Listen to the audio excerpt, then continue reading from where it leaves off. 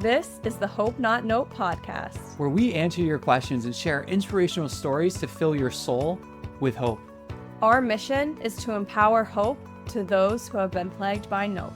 I'm Dr. Dylan Caswell. And I'm Brandy. And we're here to bring you out of the note and into hope. Welcome back to the Hope Not Note podcast. Thank you so much for tuning in.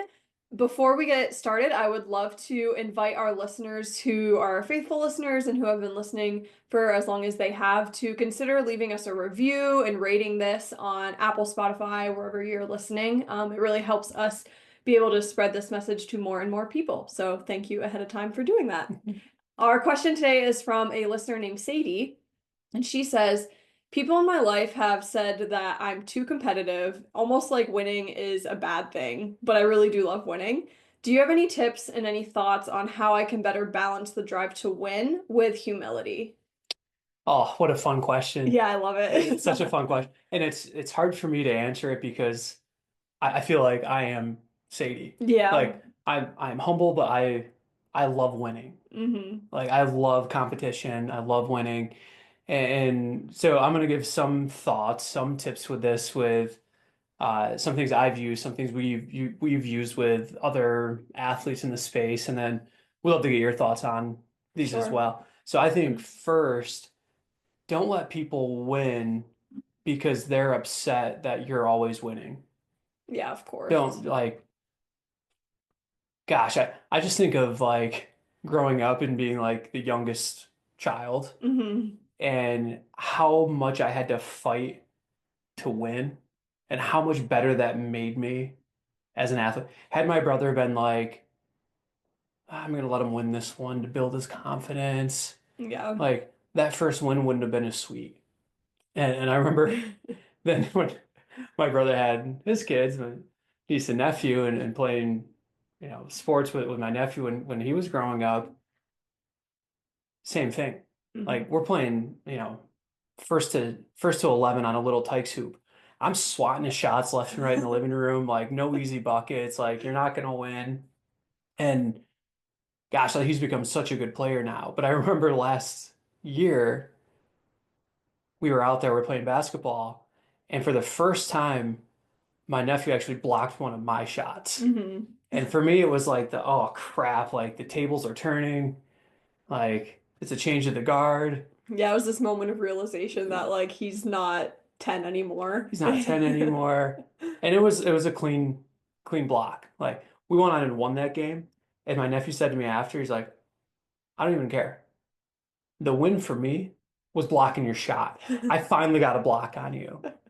And I'm like, that for me, that sucked. Yeah. But it's also awesome. Yes. Because it's like the reason he's so excited about that is because all the years that he had to fight to be able to do that. Mm-hmm. So I think if you're the competitive person and you're, the one that's consistently winning, and you decide, well, I'm just going to let some people win around me, like it's not as cool for them. Yeah. So I think that's one thing of like, don't just like start letting people win because they're upset that you keep winning. Mm-hmm. I think too, this sounds kind of rude, but like whatever game you're playing, play with different people. Mm-hmm. If you're constantly winning, if you're like all Madden and you're playing at a rookie level, well, maybe you should play some people at an all Madden level. Yeah. And that right there is going to give you that serving of humble pie. Yes. That you've been looking for. Like if you're playing a game and you're constantly winning by 20, go play with some other people. Because guess what? There's going to be some other people that are probably better at the game than you are. Mm-hmm. And when you start to see that, it gives you that dose of humility from that right away. Mm-hmm. If it's a sport in which, or you're in a community that there's like, hey, the next people for me to play are hundreds of miles away, well, then what you start doing is you look at the game and you make a game within the game. Mm-hmm. You make that game harder for yourself, right? So I used to have these two athletes. One was in her 20s, one was in her 70s, and they used to race each other. Mm-hmm. Now, did they race each other the same distance? No. Why? The 20-year-old would have won every single time. Mm-hmm. But what do? We say, well, this is what you have. This is what you have. So let's have that 70-year-old run 20 yards, and then let's have the 20-year-old run 50 yards, right?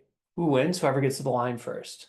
So now it's more competitive between these two. So whatever game it may be, if you're constantly just crushing them, like make it harder. Like Hmm. if it's basketball, like say, okay, if we get up by 7, then I have to start playing with my offhand until we're down back to that. We should see it in like with fitness athletes a lot that they'd hop into a class and let's say the class was like, hey, 3 rounds for time. And at the weight that was prescribed for the class, this athlete could finish the workout in like 2 minutes. Hmm. But this class was scheduled for about a 12-minute piece, right? So like, okay, great. You beat the whole class, but now you're standing here for 10 minutes. Hmm. So why don't we make it harder? Let's make your weights RX plus, make them more challenging so that it's more competitive for you within it. And then that will also give you some humility. Hmm. Yeah, I think there's always an invitation to humble yourself, and I feel like that's what Sadie's asking right now is like, how do I better balance the drive to win with humility? Well, the simple answer is you need to humble yourself. And Mhm. Dylan just gave great examples of like how to do that. But I think that one of the things that I like to look at is who can we look to as an example that is both humble but also a winner. And when I think of athletes, especially professional athletes who are humble but also have like this like drive to win that is almost over the top in the sense of like what Sadie seems to be describing. Like she's like over the top with her drive to win. When I think of athletes that are like that, I immediately go to Kobe Bryant. Like he is over the top, wanting to win. Like that was all that he like stood by and was all about. But he was also very humble as an athlete. And I know we've told the story before on here of when he was with the Olympics with Coach K and like the interaction that those two had and like Kobe really being humble on the Olympic platform and what that did for himself, what that did for the coach, but then also what that did for the rest of the players as well. And Kobe Bryant has this quote that I came across when I saw this question. I was like, oh, Kobe has to have some sort of quote that has to do with humility. And he says, sports are such a great teacher. I think of everything that they've taught me, camaraderie, humility, and how to resolve differences. And I think that when I think of him, when I think of myself as an athlete, when I think of the athletes that we've worked with, and someone like Sadie who's asking this question, one of the biggest ways that you can balance both the drive to win and humility is actually with the other thing that Kobe mentioned, which is camaraderie. Mhm. Like if you're striving to do your best and you're playing a team sport and you're like crushing it and doing your best, don't boast because you're like the greatest thing in the world.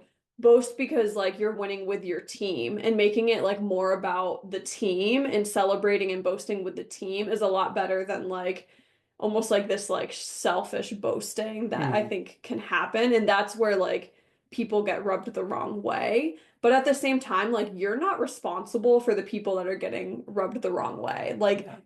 them having those opinions, that's on them. And to be honest, like I would argue like don't even worry about that because it's a waste of your time because you can't control how people perceive you and you can't control what people think about you. And a lot of times, like, if you're confident in who you are and you believe you're treating people well, you're loving people, and you're being the best that you can be, and you're being a good team player, like, that matters more than, like, what these other people think about you. And Mhm. honestly, like, they might just be hurt that they're not the ones winning, but, like, they need to put in the extra effort then, you know? Yeah.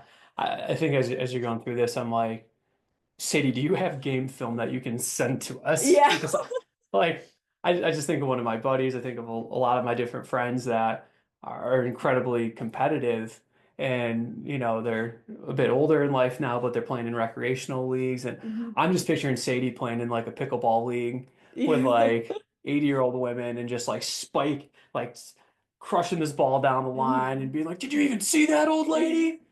And just going off. So Well, you I, have friends that I have have done friends that that have before. done that. I have Well, friends that got got kicked out of bowling yeah, leagues because they just got too into it. yeah. But I do think it's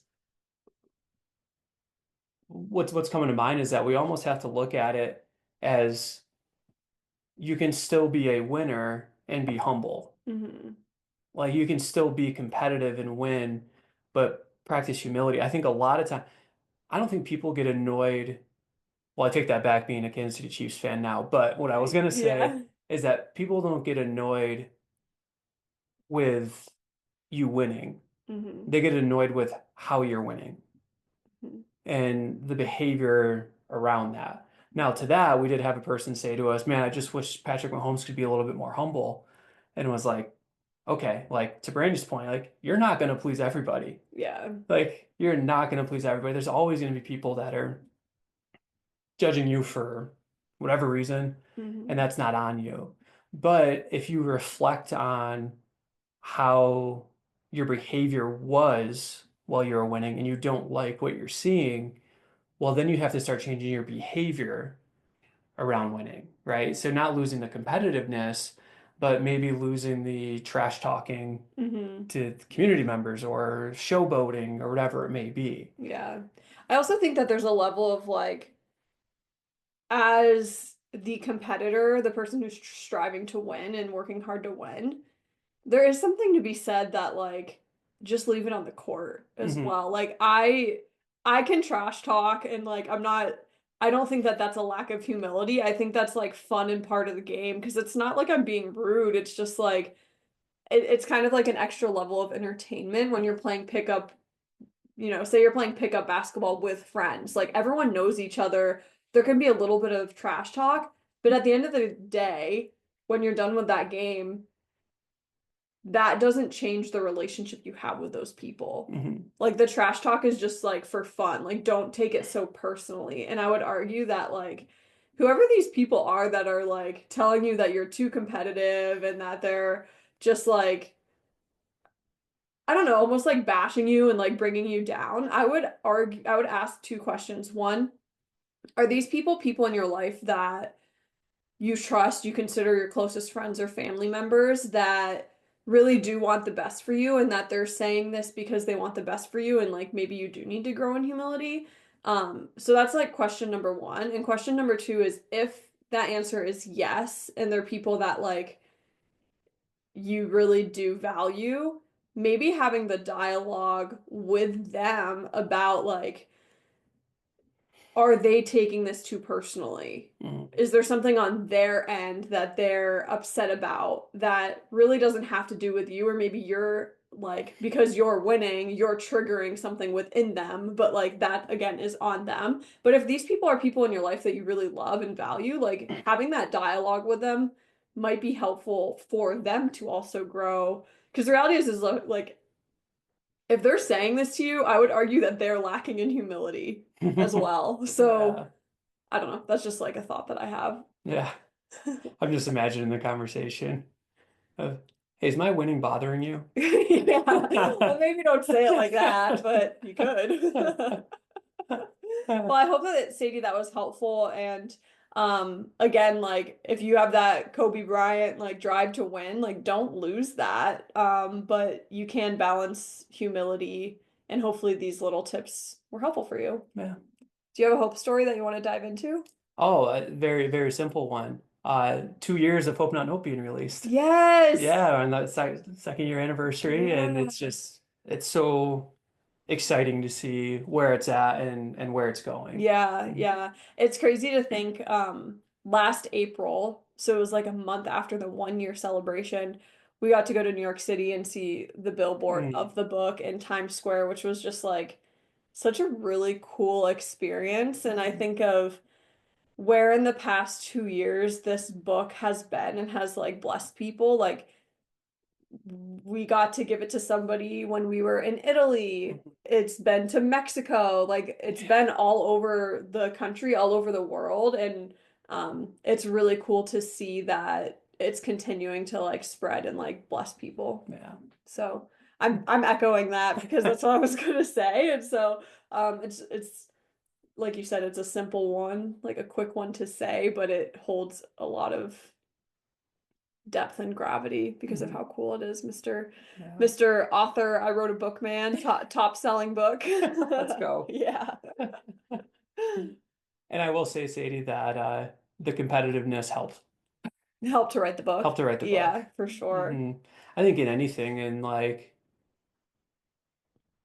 in marriage and owning a business and writing a book and trying to kind of track down your goals, like you have to have a competitive nature in it, but you have to be humble Yeah. in that. And, Kobe was a great example. I think to the other end, we can see an example of Jordan and his drive to win, but maybe not having the humility and how that impacted his teammates and how that impacted him. In the docuseries The Last Dance, you get to see that a little bit, like Jordan kind of tearing up a little bit and just saying like they don't know what I was trying to do Yeah. for them, and that stuff. So I do think a healthy competitiveness in which, what's the quote from C.S. Lewis? Humility is not thinking of yourself less, it's thinking about yourself less. Meaning, like, I might have phrased that wrong, but meaning, like, you're not thinking that you're less than, but rather you're not really paying attention to yourself because you're so focused on the other the other people around you. Yeah. Yeah. Yeah. So I think with that, Sadie, just know that like competitiveness can help just make sure that the behavior centered around it is appropriate and healthy. And how do you know it's appropriate and healthy? It's one that's building people up versus tearing them down. Like I can go back to some competitors that I've been against that have been super loving and supportive and like have beat me, but have done it in a way that was like I felt so honored to be beaten by them Yeah. because of how they interacted with me. And like, man, you were a dog out there. Yeah. Like, wow, like cool, thanks. Like the scoreboard shows a loss, but like that means a lot to me. Yeah, and I think there's something to be said about like if you foul someone in a basketball game, helping them up. Yeah. Like just little things like that, like remembering that who you're competing against are humans. And like they also want to win and like yes, being competitive, but then treating them well at the same time. 100%. So Yeah, and I think that's where like I want to see the game film with Sadie's. She like bodying people, right. getting over them, flexing, you know. Why don't you get your car warmed up? This game's over. Yeah. Which I think again, sometimes like that can be playful banter, but yes, there's a balance. There's And a balance. hopefully this episode allowed and gave some tips with the for the balance. Yes. So thank you, Sadie. Thank you for everyone that tunes in and listens to this podcast. As Brandy said in the beginning, if you rate, subscribe, review it, it really helps us to get this out to more people, not just in our country, but across the world.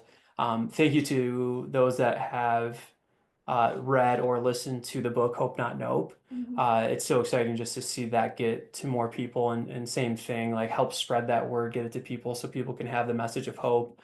It's one of my favorite things when I hear people that are going through a rough time and they just, tell me, hey, I revisited this chapter and this chapter really helped speak to me to get me through this situation, whether it was in the waiting room in the office, whether it was on a long trip, whatever it may be. But it's so cool that to hear that people are like, hey, I read through it and I loved it, but I like there's this one chapter that speaks to me at these times in my life that I get to go to and just revisit it and be reminded and they're like, and not to sound lame, but like it gives me hope. Yeah.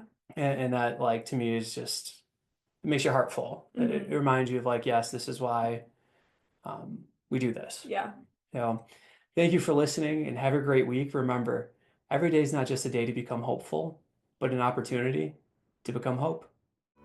The Hope Not Know podcast is meant for educational, informational, and personal development purposes only and does not constitute any health or medical advice. If you're looking for specific advice, connect with us to work with a Hope coach. The Hope Not Know podcast shall not be liable or responsible for any loss or damage allegedly arising from any information or suggestions in this podcast.